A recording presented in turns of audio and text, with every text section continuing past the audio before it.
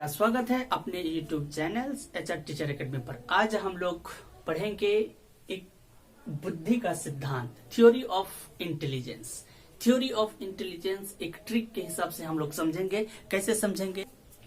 Theory of the intelligence. तो एक विनय था, एक नाम जो था विनय था, और उसका एक दोस्त था लुइस। उसका एक दोस्त था कौन? लुइस। ठीक है। और दो चार्ल्स, एक मकान था जो ऊपर बिल्डिंग में था। ठीक है। और वो दोनों जो है एक रूम में समूह में रहने का फैसला किया। क्या किया? एक समूह में, यानी एक विनय था और लुइस था, दोनों दोस्त जो है एक साथ रहने का फैसला किया, दो चार्ल्स रूम में, यानी दो बिल्डिंग के रूम में। ठीक है। और जो है वो जो एक कंपनी में काम करते थे, स्प्राइट वाला एक कंपनी होती है ना, तो थम्सन का जो है वो कंपनी में काम करते थे। कौन? विनय और लुइस। और वो साथ में रहने के फैसला किया कि हम दो चार्ल्स में बिल्डिंग के अंदर जो है दोनों रहेंगे। और एक दिन जो है वो क्या किया, दोनों निकल पड़े एक गांव, थम्सन सैंपल दिखाने के लिए। लेकिन एक गांव के बुजुर्ग थे, उसकी नाम था थॉर्नडाइक। ठीक है। क्या नाम था? थॉर्नडाइक। तो उस गांव में जाके जो है वो थम्सन जो है लेके गया दिखाने के लिए, लेकिन इसका सैंपल दिखाया। बोलता है इसको सैंपल दिखाते हैं ना, कोई भी चीज कोई भी दुकानदार को लेके जाते हैं तो एक सैंपल में देते हैं कि इसको टेस्ट करने के लिए, इसको पी के टेस्ट करके देखिए कि ये कैसा है नहीं है, उसके बाद आप हमसे सामान लीजिएगा। तो ये टेस्ट कराते हैं, है ना। तब जो है ये थॉर्नडाइक की बहू को ये थम्सन सैंपल दिखाने के लिए लेके गया। लेकिन लेके जो गया तो उसके घर में जो है एक फोर्ड गाड़ी था। पुराने जमाने में ये फोर्ड गाड़ी होता था, लेकिन फोर्ड गाड़ी कैसा दिखता था? 3D जैसा दिखता था। क्या दिखता था? 3D जैसा दिखता था, जिसमें गार्ड की जो है, वहां जो गार्ड थे, उसके घर में जो गार्ड थे, उसके गार्ड का जो है उसको सब जो बुलाते थे और देखते थे। क्या देखते थे? सात बुद्धि उसके अंदर जो है नजर आ रहे थे, तो उसको सात बुद्धि के नजर से देखते थे। और साथ में जो है एक बिल्ली बैठी हुई थी दरवाजे में। उस बिल्ली जो है वो तरल और ठोस दिख रही थी उस बिल्ली के अंदर।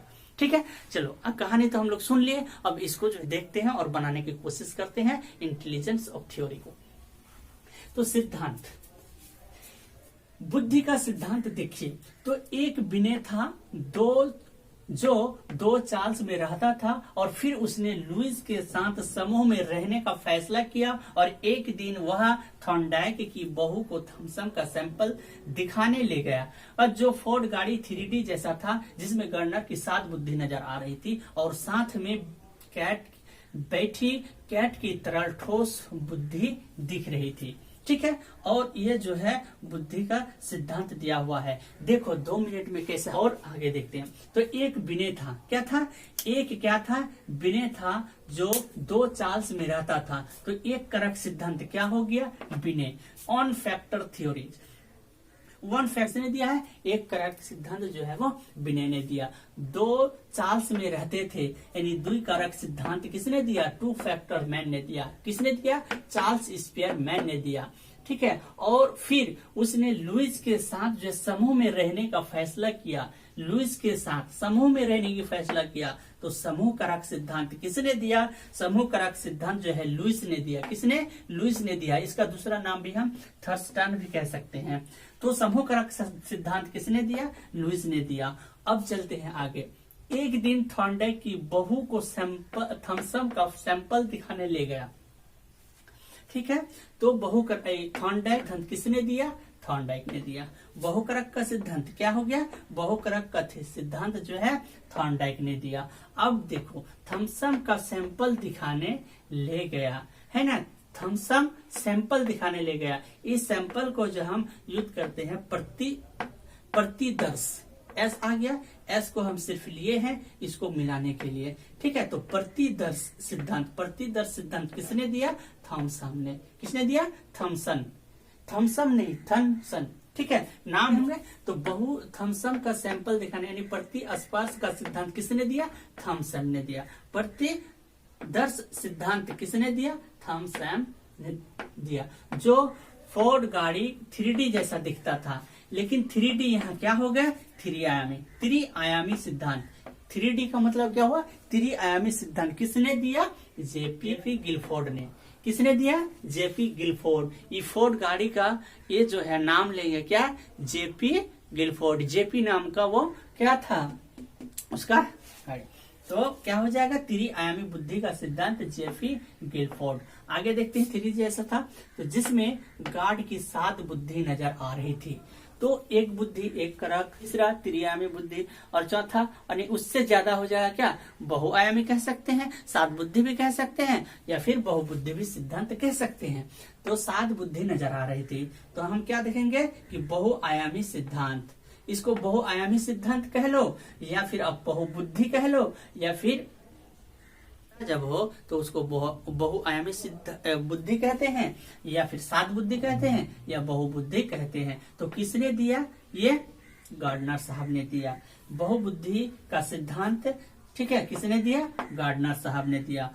अब देखो, और साथ में क्या, एक बैठी कैट की तरल और ठोस बुद्धि दिख रही थी, तरल और ठोस बुद्धि दिख रही थी। कौन दिख रही थी, तो कैट ने दिखी, यानी कैटल साहब ने दिखी। क्या है, कैट, कैट का क्या करेंगे हम, कैटल ले लेंगे। तो कैटल साहब ने दिए तरल और ठोस बुद्धि का सिद्धांत, किसने दिया है, कैटल साहब ने दिया इसका।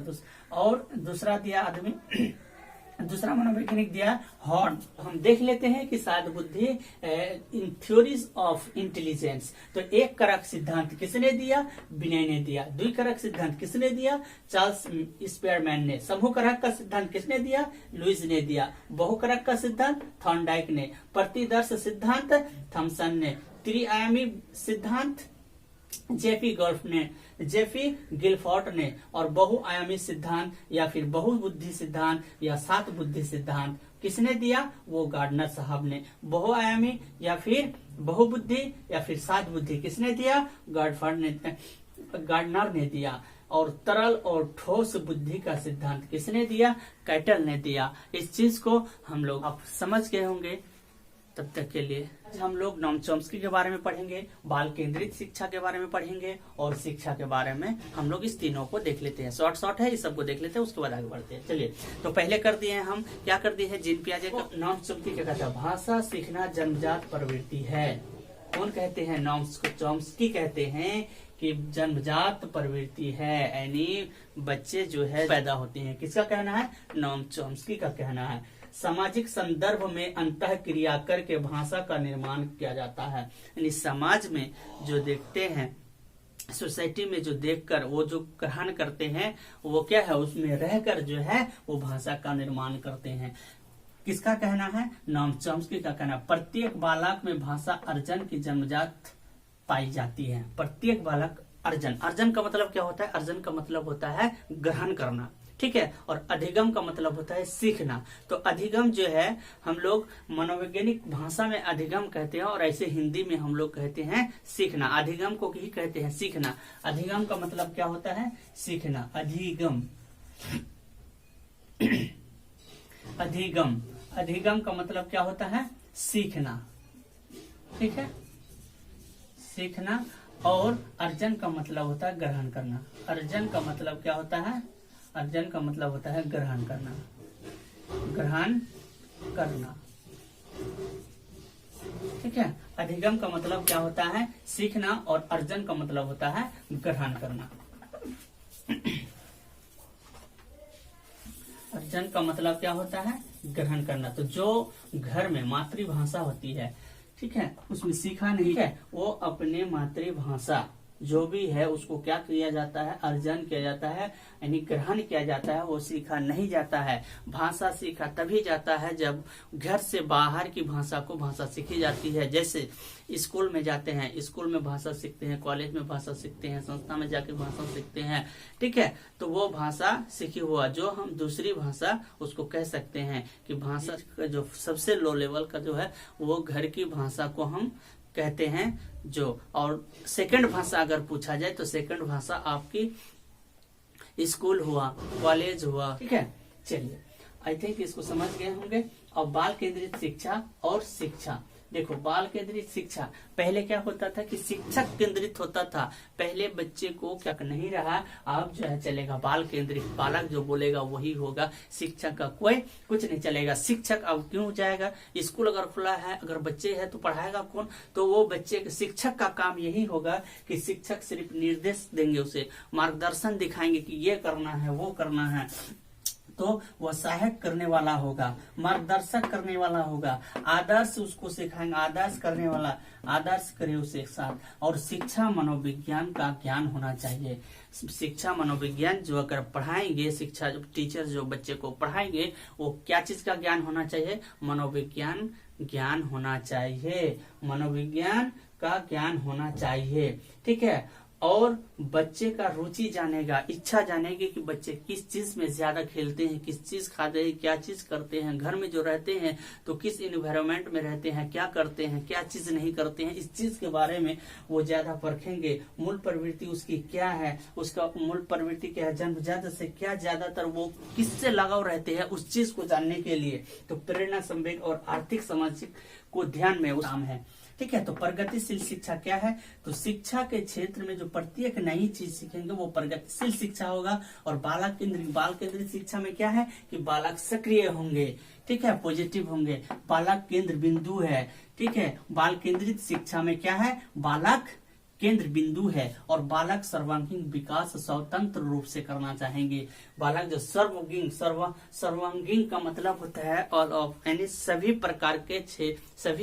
प्रकार के विकास को हम स्वतंत्र रूप से करेंगे। कौन, बालक। ठीक है, इसमें स्वतंत्र उसको छोड़ना होगा तभी उस चीज को वो कर पाएगा। अगर कुछ कर रहा है, ठीक है, रुचि है तो उसको करने दो, वो टीचर उसको रोक नहीं सकते हैं कि तुम ये नहीं करो, सिर्फ ये करो, तो वो बंधन में बंध जाएगा, तो वो चीज नहीं कर पाएगा। बच्चे को आपको स्वतंत्र छोड़ना होगा सीखने के लिए। तो बालक जो है सो अनुसूचित, उसको अनुसूचित नहीं कर सकते हैं, जो अनुडिसिप्लिन में रहो तो ये चीज नहीं बोल सकते हैं। वो बच्चे जो है खुद ब खुद डिसिप्लिन में ही रहेंगे, स्व अनुसूचित करेंगे और बच्चे जो है प्रश्न पूछने वाले होंगे। आप उतना ऐसे एक्टिविटी उसे इतना समझा दीजिए, इतना करवा दीजिए कि बच्चे जो खुद ब खुद क्या करे, प्रश्न करने लगे, वो एक्टिविटी करने लगे।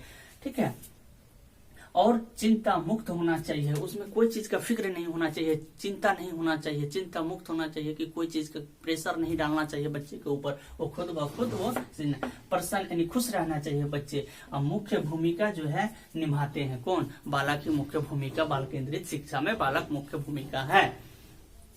और बालक को समान अधिकार और सम्मान मिलना चाहिए। बालक जो है स्कूल के अंदर जो है बालक को क्या करना चाहिए, शिक्षा सम्मान मिलना चाहिए, उसमें भेदभाव नहीं होना चाहिए कि एक लड़का है एक लड़की है, इसके जो मैटर में भेदभाव नहीं करना चाहिए। ठीक है, तो बालक को जो है समान अधिकार मिलना चाहिए, सम्मान मिलना चाहिए। ठीक है, तो आई थिंक समझ गए होंगे इस चीज को, इसको स्क्रीनशॉट ले लीजिए।